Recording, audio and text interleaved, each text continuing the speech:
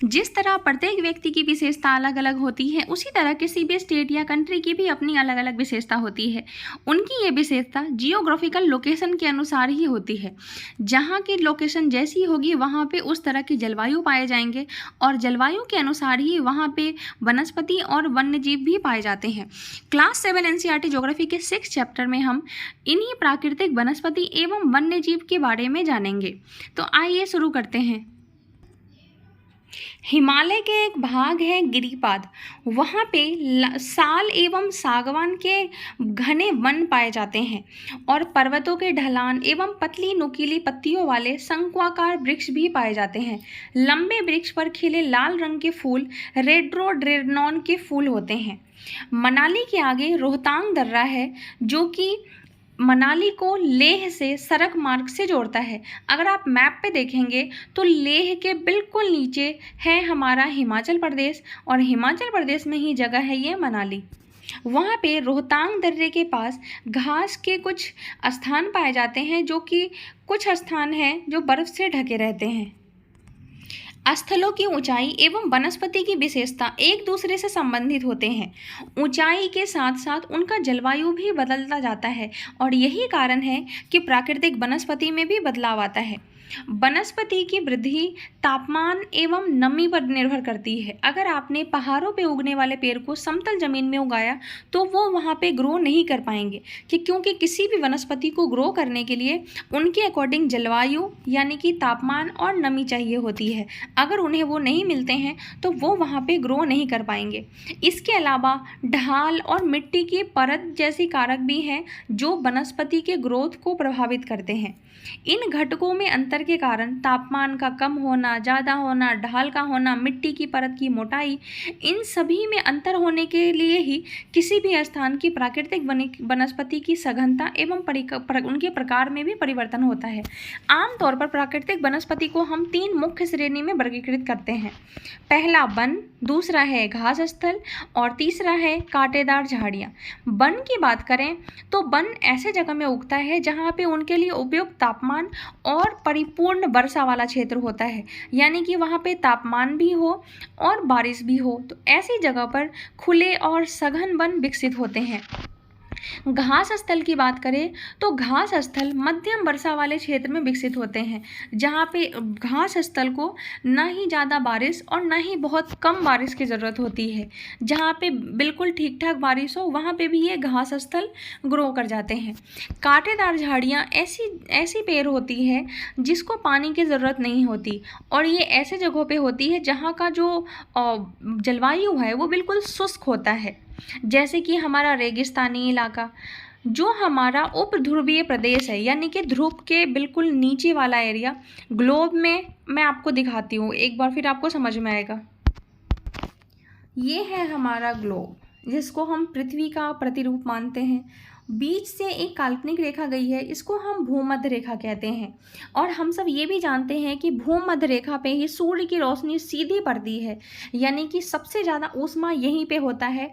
और इन्हीं ऊष्मा की वजह से यहाँ पे बारिश भी ज़्यादा होगी, क्योंकि गर्मी ज़्यादा होगी तो जल वाष्प भी ज़्यादा बनेगा, जल वाष्प ज़्यादा बनेगा तो बारिश भी ज़्यादा होगी, और बारिश ज़्यादा होगी। इसी वजह से ये वाला जो एरिया है वो सबसे ज़्यादा हरा भरा रहता है। उसके बाद ऊपर होते हैं कर्क रेखा 23.5 डिग्री पे, 30 से 35 डिग्री पे यहाँ पे है। उसके बाद आता है असवक्ष। फिर यहाँ जो 60 से 65 डिग्री वाला एरिया होता है, इसको हम कहते हैं उपध्रुवीय प्रदेश। यहाँ पे जो भी कंट्री या स्टेट होंगे यहाँ पे पाए जाएंगे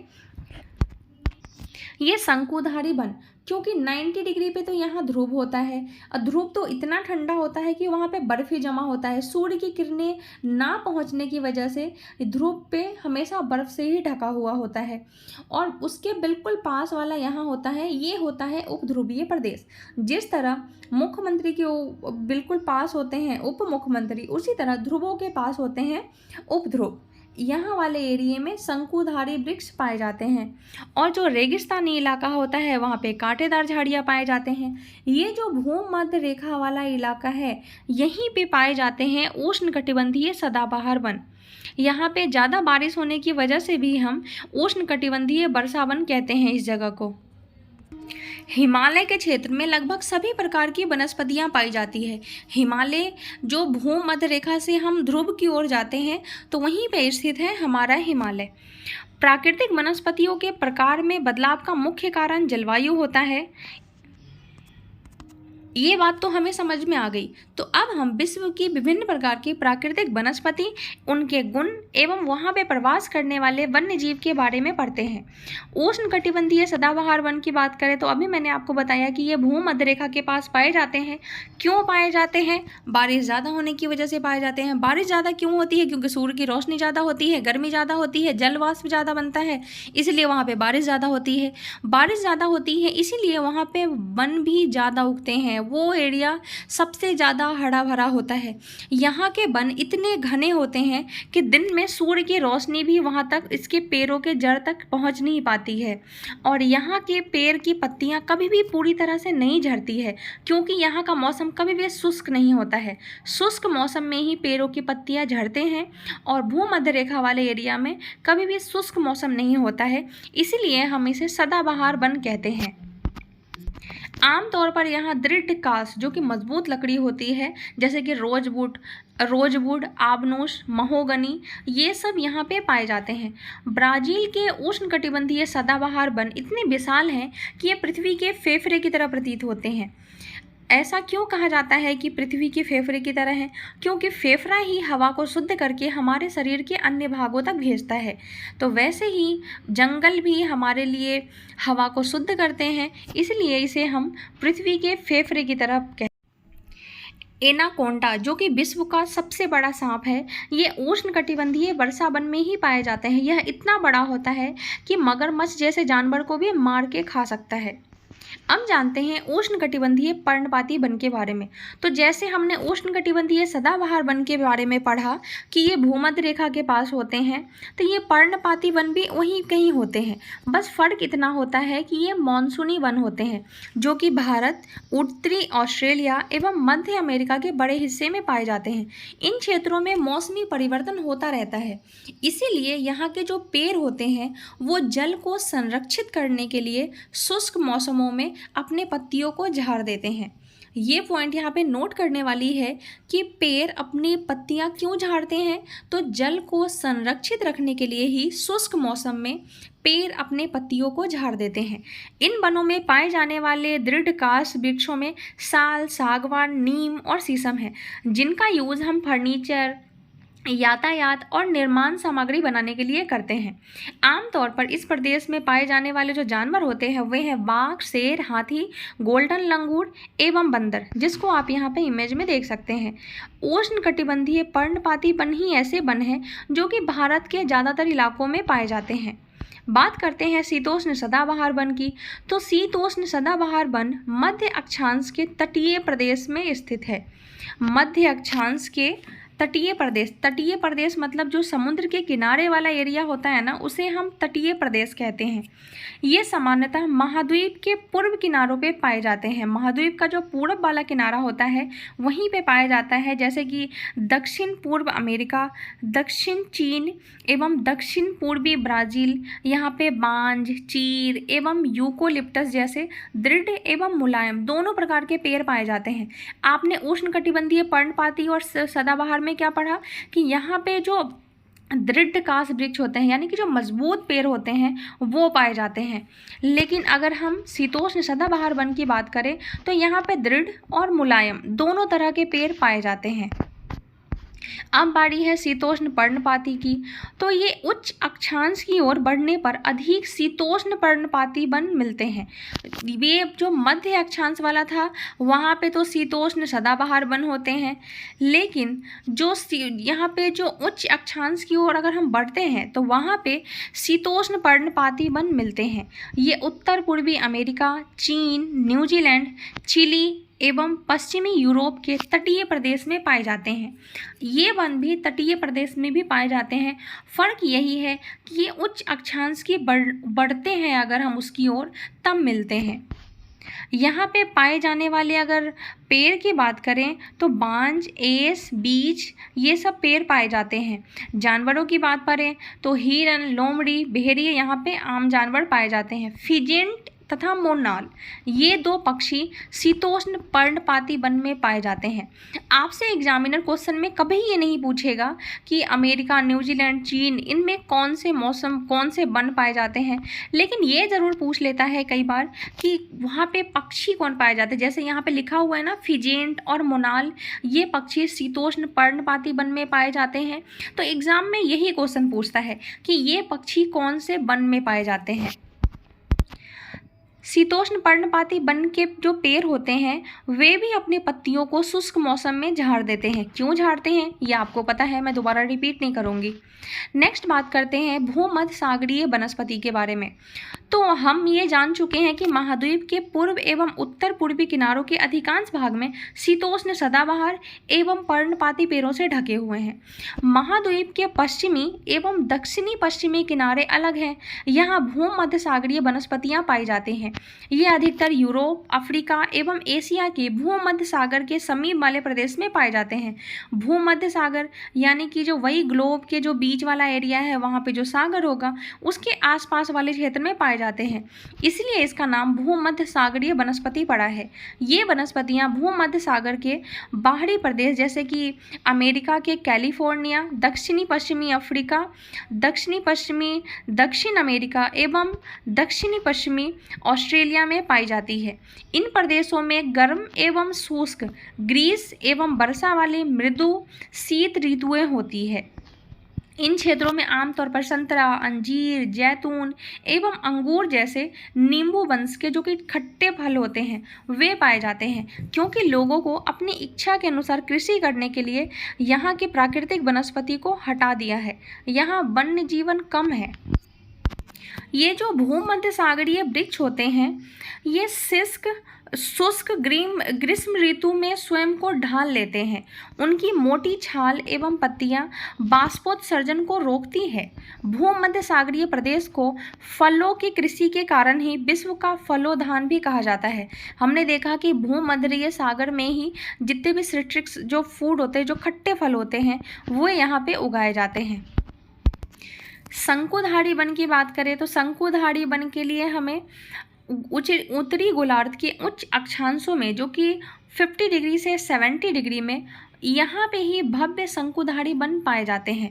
इसे हम टेंगा भी कहते हैं। टेंगा, ये जो शंकुधारी वृक्ष होते हैं ना, नीचे से थोड़े चौड़े या ऊपर जाके बिल्कुल पतले हो जाते हैं, इसे ही हम टेंगा कहते हैं। रूसी भाषा में टेंगा का मतलब होता है शुद्ध या अनछुआ। ऑब्वियस सी बात है, इतना लंबा होता है, हम इसको छू कैसे पाएंगे, इसलिए इसको हम अनछुआ भी कहते हैं। ये वन ज़्यादा ऊंचाई पे पाए जाते हैं। इन्हीं वृक्षों को आप हिमालय वाले एरिया में ज़्यादातर देख सकते हैं, क्योंकि वहाँ वाला एरिया ठंडा है। जैसे कि हमारा हिमाचल प्रदेश, कश्मीर, ये सब जो जगह है ना, यहाँ पे ये वन पाए जाते हैं। यह बहुत ही लंबे, नरम और काष्ठ वाले सदाबहार वृक्ष होते हैं। इन वृक्षों के जो लकड़ी होते हैं उनका उपयोग लुगदी बनाने के लिए किया जाता है, जो सामान्य तथा अखबारी कागज बनाने के काम में आता है। नरम काष्ठ का उपयोग, क्योंकि इसमें दोनों तरह के काष्ठ होते हैं, तो नरम काष्ठ का उपयोग माचिस एवं पैकिंग के लिए, बक्से के लिए बनाए जाते हैं। इससे बक्से के लिए यूज़ किया जाता है। चीर, देवदार आदि इन वनों के मुख्य पेड़ हैं। यहाँ सामान्यतः रजत लोमड़ी, मिंक, ध्रुवीय भालू जैसे जानवर पाए जाते हैं। ये आप इमेज में उस पेड़ को देख सकते हैं कि शंकुधारी वन कैसे होते हैं। घास स्थल की बात करें तो उष्णकटिबंधीय घास स्थल के बारे में सबसे पहले जानते हैं। ये वन भूमध्य रेखा के किसी भी तरफ उग जाते हैं, क्योंकि भूमध्य रेखा पे बारिश तो होती है, तो वहाँ पे वो किसी भी तरह ये वन उग जाते हैं और भूमध्य रेखा के दोनों ओर से उष्णकटिबंधीय क्षेत्रों में फैले हैं।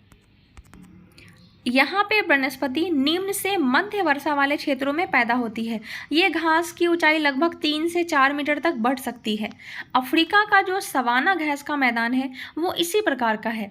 सामान्य रूप से उष्णकटिबंधीय घास स्थल में हाथी, जेबड़ा, जिराफ, हिरन, तेंदुआ ये सब जानवर पाए जाते हैं।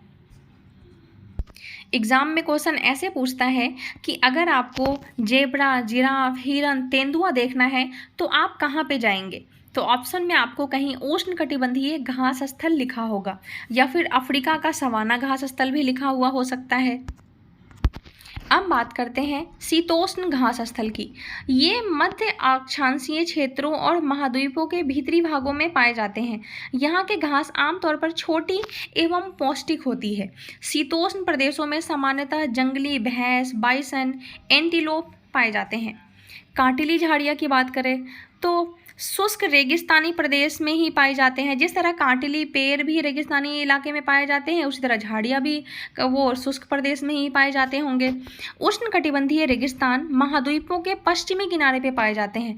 तो बहुत ज़्यादा गर्मी एवं बहुत कम वर्षा के कारण यहाँ वनस्पतियों की कमी रहती है। विश्व के मैप पर रेगिस्तानी प्रदेश को आप देख सकते हैं। वहाँ देखने के बाद आपको ईजिली समझ में आ जाएगा। भारत के अगर आप सबसे बड़े रेगिस्तान की बात करें तो वो थार है, जो कि राजस्थान में है। रेगिस्तानी जानवर की बात करें तो वहाँ पे ऊँट होते हैं, जिससे लोग एक जगह से दूसरी जगह जाने के लिए उसका यूज़ करते हैं। यदि आप ध्रुवीय प्रदेश में जाएंगे, ध्रुव के पास वाले प्रदेश होते हैं, वो बहुत ही ज़्यादा ठंडा होता है। ठंडा क्यों होता है आपको पता है तो आप कमेंट में बताएं। ठंडा इसलिए होता है क्योंकि वहाँ पे सूर्य की रोशनी पहुँच ही नहीं पाती है। इसी वजह से वो प्रदेश ठंडा होता है और हमेशा बर्फ़ ही जमा होता है, बर्फ़ से ही ढका हुआ रहता है। इस इलाके में बहुत ही सीमित प्राकृतिक वनस्पति मिलती है। यहाँ केवल काई, लाइकेन एवं छोटी झाड़ियाँ पाई जाती है। ये पॉइंट नोट करने वाली है कि जो ध्रुवीय प्रदेश होते हैं वहाँ पे काई, लाइकेन और छोटी झाड़ियाँ पाई जाती है। ये अल्पकालीन ग्रीष्म ऋतु के दौरान ही विकसित होते हैं। इसे टुंड्रा प्रकार की वनस्पति पाए जाते हैं। ये एग्जाम में पूछा गया ये क्वेश्चन है कि टुंड्रा क्या होता है। तो टुंड्रा ध्रुवीय प्रदेश में पाए जाने वाले झाड़ियाँ होती है। ये वनस्पतियाँ यूरोप, एशिया एवं उत्तरी अमेरिका के ध्रुवीय प्रदेश में पाए जाते हैं। ध्रुवीय प्रदेश मतलब कि ठंडे प्रदेश में पाए जाने वाले वनस्पति का नाम है टुंड्रा। यहाँ के जानवरों के शरीर पर मोटा फर एवं मोटी चमड़ी होती है, जो उन्हें यहाँ के ठंडी जलवायु से सुरक्षित रखती है। यहाँ पे पाए जाने वाले कुछ जानवर के नाम अगर देखें तो वे हैं सील, वालरस, कस्तूरी बैल, ध्रुवीय उल्लू, ध्रुवीय भालू एवं बर्फीली लोमड़ी। इसके नाम से ही पता लग रहा है कि ध्रुवीय उल्लू, ध्रुवीय भालू मतलब ये ध्रुव के आसपास ही रहते होंगे। यहाँ कुछ फैक्ट दिए गए हैं जो कि एग्ज़ाम में डायरेक्ट पूछ लिए जाते हैं। अलग अलग प्रदेश के घास स्थल को हम अलग अलग नाम से जानते हैं। अगर हम उष्णकटिबंधीय घास स्थल की बात करें तो पूर्वी अफ्रीका के जो उष्णकटिबंधीय घास स्थल है उसको हम सवाना कहते हैं। उसी तरह ब्राज़ील के घास स्थल को कंपोस और वेनेजुएला को घास स्थल को हम लानोस कहते हैं। बात करें शीतोष्ण कटिबंधीय घास स्थल की तो अर्जेंटीना का जो घास स्थल है उसको पैम्पास, उत्तरी अमेरिका को प्रेयरी, दक्षिण अमेरिका को वेल्ड और मध्य एशिया को स्टेपी और लास्ट में ऑस्ट्रेलिया के घास के मैदान को हम डान घास का मैदान कहते हैं। तो यहाँ पे 2-3 चीज़ें हैं। एक तो उष्णकटिबंधीय घास स्थल के बारे में आपको पता होना चाहिए कि पूर्वी अफ्रीका, ब्राज़ील और वेनेजुएला में पाए जाते हैं, जिनके नाम सवाना, कंपोस और लानोस है। शीतोष्ण कटिबंधीय घास स्थल की बात करें तो अर्जेंटीना, दक्षिणी अमेरिका, दक्षिणी अफ्रीका, मध्य एशिया और ऑस्ट्रेलिया में पाए जाते हैं, जिनके नाम पैम्पास, प्रेयरी, वेल्ड और स्टेपी और डॉन है। ये चैप्टर यहीं पे ख़त्म होता है। अगर आपको चैप्टर समझ आया हो, वीडियो अच्छी लगी हो तो लाइक करके कमेंट में ज़रूर बताएं। मेरे साथ बने रहने के लिए थैंक यू सो मच। मिलेंगे अगले वीडियो में, तब तक के लिए बाय बाय।